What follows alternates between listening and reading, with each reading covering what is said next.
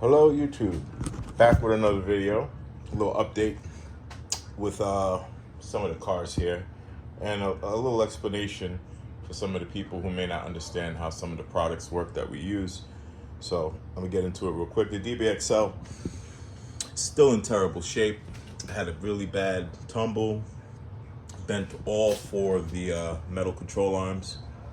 Still runs and drives, but for now I'm waiting on some new control arms for it. I did a log on it.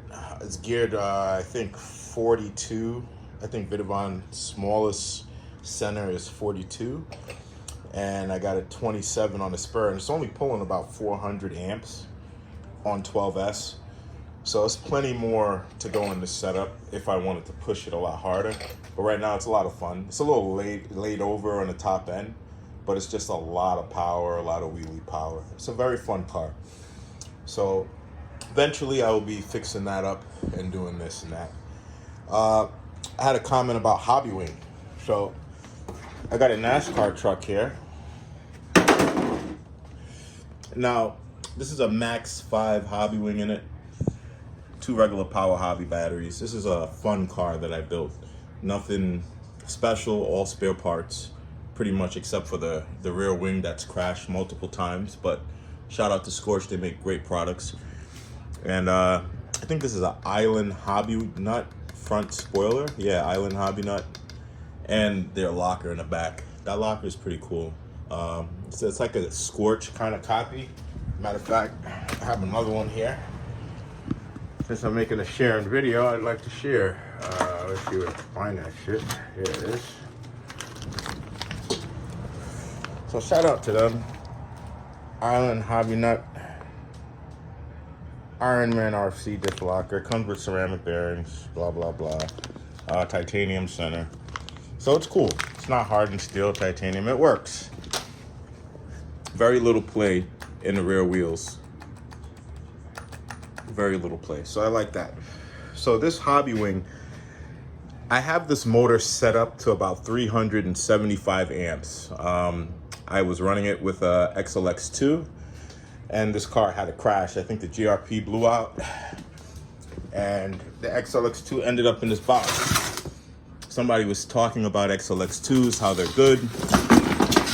Well, got a ton of XLX2s here. They're great ESCs.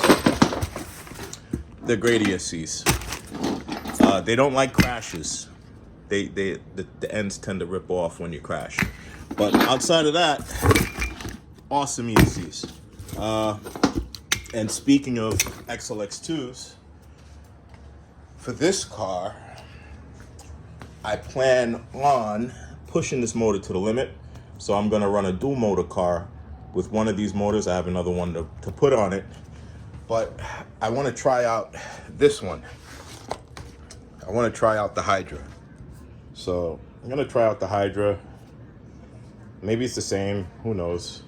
But figuring with the water cooling, you could probably put some dry ice on a little radiator and get some extreme temperature control on your motor and ESC. So I'm gonna run 2 water cooling jackets, one on this side, one on that side, blah, blah, blah. I have a whole setup and get into that another day. But this ESC pushes this car to about 130 miles an hour. 131 was the most this car has been to. And the ESC cuts out. And that's a Max 5. So I have this ESC on this car is an XLX2. This is a 1700 kV running Onyx. This is a Hobeo chassis. So this car, I haven't had any problems with the ESC cutting out. Any problems with this motor. This motor actually is like perfect for this ESC. I think this is a better combo than a 2400 kV in terms of ESC life, because I haven't heard about a lot of people popping their ESCs on a 1700. You know, if you're running it with 0 punch, then of course, you know, you can pop anything. But if you have the punch to 10, 20, anything like that, it'll be fine. Now this car, well, we're watching tennis upstairs. Shit is a little crazy up there. But this car has perfect pass. Somebody was telling me about 30%. You can't run 30%. something like that on the comments. So I want to show them something with this car. See if it at least makes any more sense to that person. You know, I like to have respect. But, you know, there are a lot of bullshitters out there who sit down and they watch YouTube all day. And then they think they know what they're talking about because Raz Schifrin says something. And shout out to Raz. He explains everything that he knows. But he says it himself. He's not perfect. Nobody is. Otherwise, we'd be doing 300 miles an hour already on these. Like I said, this isn't a competition, though. This is all for fun. So that's how I treat this hobby. So I have this car set up. Perfect Pass is already on the car, not touched. So the good thing about these Castle systems, you can do torque control. So this 1700, I think I have torque control done on this. So it'll be a better example for Perfect Pass, so you could see it. So you push the throttle.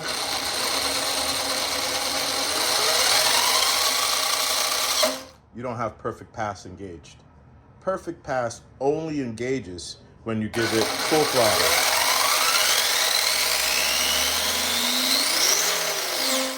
So it depends on how your car is set up. If you're running it, you're not gonna get. You see, so if you're running it, you're taking it for a run, it's gonna stop. The car's gonna stop. If you don't give it full throttle, Perfect Pass will not automatically give your car full throttle for you. You must fully squeeze. Now, depending on your Perfect Pass setup and how your car's set up, depends on how fast you go at any given throttle moment. It depends on where your car will end up. But once you give it that full trigger, no matter where you are, Perfect Pass will engage from that point on and slowly ramp you up. So if that makes any sense to anybody, when I took this truck out, my other NASCAR truck, I can't even do the test on it because there's no torque limit on the Hobby Wing. But this is a Max 4. So the Max 4 is a lot stronger. It's in a different league than a Max 5. There's no comparison.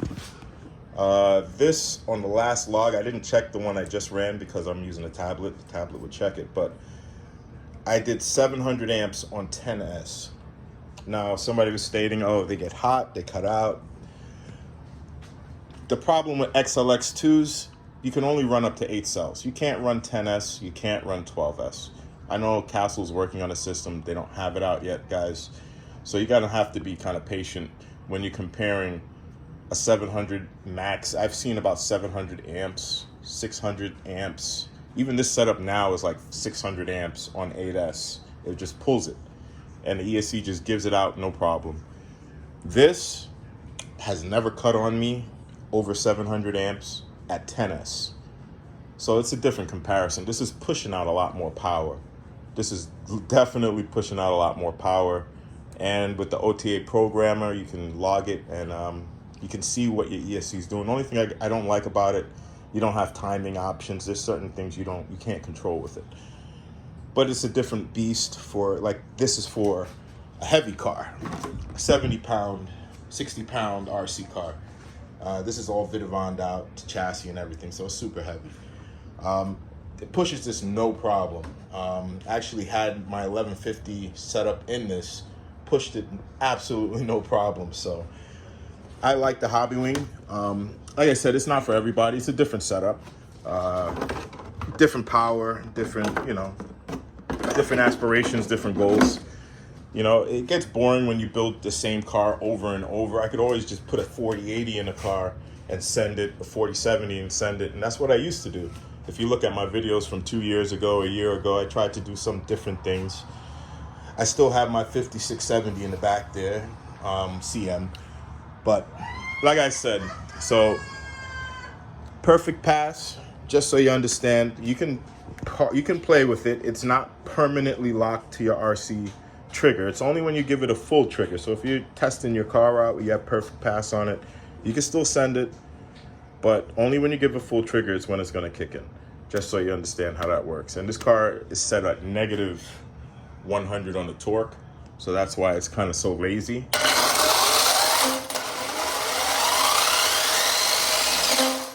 is really lazy. So it's kind of cool. But when you put the torque up on it, to like 100 per se,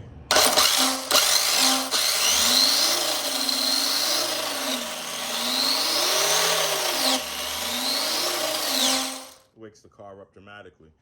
And this car, you can't really play with it like that. The only way you can limit the power is through the receiver, and limit the amount of actual curve you see. And I don't feel like doing that with that car. I just send it because I actually trust that car. This car I send to because I trust it. It's been through a lot and it's still here. This car has been through a lot. It's good to go now. Send it, no problems. So it's just a little update with Perfect Pass and a little update on the cars that I'm running this season. Season's almost over, but these are the 3 major cars that I'm running. I do have another Limitless, but I don't feel like crashing it. I do have other cars that aren't being moved around this year. Hobeo's coming out with a new 2.0. It's kind of cool. I'm probably going to pick one up and run it in stock form. Just change the diffs around and do whatever modifications, but run it on a stock chassis. I kind of like that it has everything you would buy externally if you're speed running. Drag racers probably, with the little flaps, they may like it, they may not. Depends on the type of person they are. Me personally, I don't like cleaning RC cars. As you can see, mine's are dirty, they're dusty. They stay kind of dusty and dirty until it gets spray lubed, and then that's it. So, yeah. So those are the 3 cars, 3 different power systems. So I got an XLX2, I got a Max 5, and I got a Max 4. So 3 different power systems. You got to have fun with the RC, man. You can't just keep building the same car over and over. You try different combinations, have fun, figure out what works. When I was doing this, nobody told me what worked. I would watch YouTube videos, like a lot of YouTube video warriors out there, and then I'd say, okay, I saw somebody do this or that, and then I'd send my car down the road and it wouldn't do anything close to what I was watching. So I figured it out myself, through a lot of experience, learned how to solder, learned how to do a lot of things through the hobby. Very happy that I picked up the hobby. And I dropped the other hobbies that I did have because they weren't conducive to health and longevity of life. So, yeah, XLX2 is running great. This one hasn't flamed up at all. I have another XLX2 in the back on another car that hasn't flamed up. So I do, like I said, plan on running this dual motor setup. It's going to be kind of interesting. I got a chassis already done for it. It's just more so figuring out exactly how I'm going to do the power. I'm going to put the motors forward facing, 2 large single 8S. I got two of these on each side, motors on each side. Depending on what body I'm going to run the Hydra, I could stick the ESC literally on top of the battery and get the closest kind of connection point as possible. Run a cap pack in the back, both cap packs to one side, depending on which, like I said, I don't know which body I'm gonna run, but I have to put the fan in for the cooling of all of this as well. So it's gonna be a big project. It's gonna be done by next year, so it's a little preview. But yeah, to the person who was stating XLX2s are the best because Raz Schifrin runs them, yeah, well, we got plenty of XLX2s all over the place. So it's not about being the best on my channel. Just so you know, guys, my channel is not about being the best. It's about being yourself and just being creative. And for me, I just share what I have because some people may have questions, but the comment section is kind of quiet. But if you do have questions and if I'm answering them, then that's good. You don't have to ask any questions. No problems. If you have any questions, just send a shout out. I'll answer whatever you have. This car is running mod 1.5 gears on it, just so you know. And every time I hit it full throttle, it's always putting out 20 horsepower plus, this motor. So just so you know, no matter what the gearing is, the motor is going to pull out 15 plus horsepower. When you have any kind of load on it, it's going to be 19 horsepower plus. So this is an awesome motor. You can see I have the tabs resoldered on. It's been through hell. It's been in that Super Baja Ray. It's been in this DBXL. It's been in everything. So this motor is good. I have new bearings in it. ready to go, no problems, no worries. This motor is a great little motor. It's a Poseidon 1527. I don't know, I think, yeah, that's what it is, right? Let me see. 1520, it's a 1727, I apologize. So this motor there is a 1727. I think I said a 1527. They make a 1527 as well, but it is not a 2200 kV. This is a 2200 kV 1527 Poseidon motor. So I originally had 3 of them to test out, to run. Actually, I think I must have ran through at least 5 of these fucking motors. But these are the last 2 that I have. I gave a couple away. Shout out to my peoples, you know, help me out in the RC world. I gave a couple away. These are like one of the best little hidden secrets to me. So if anybody's looking for a good little motor and they want to be a little different, lengthwise, it's the size of a 4070, but it's bigger. It's a bigger motor. It's a bigger can, wider magnets. So it's 1727. You guys are used to the 1721 from Castle, so it's pretty much similar power. It's a little lazier because it's a wider motor, it's a longer can, but it puts out all the horsepower and it's very efficient. And the way it's built, it can take maximum heat and abuse without desoldering or blowing up or anything like that. The shaft isn't hardened though, so if you do crash the car, you may bend the shaft on the Poseidons. That's the only downfall of them. But yeah, that's that motor in a can. So if you guys are interested, check out Saga RC, Saga Custom RCs. Even if you go to Poseidon, you might not even see this on their website. It's the craziest thing. Like Saga, he really goes out of his way to get some special stuff. And yeah, I mess with him. And he's local. He's in PA just like me. So I always fuck with Saga. So you guys, that's a little rundown of 4 little setups, a little explanation of the perfect pass, at least how I run it. Like I said, I don't just give full throttle. I'll run it 30%.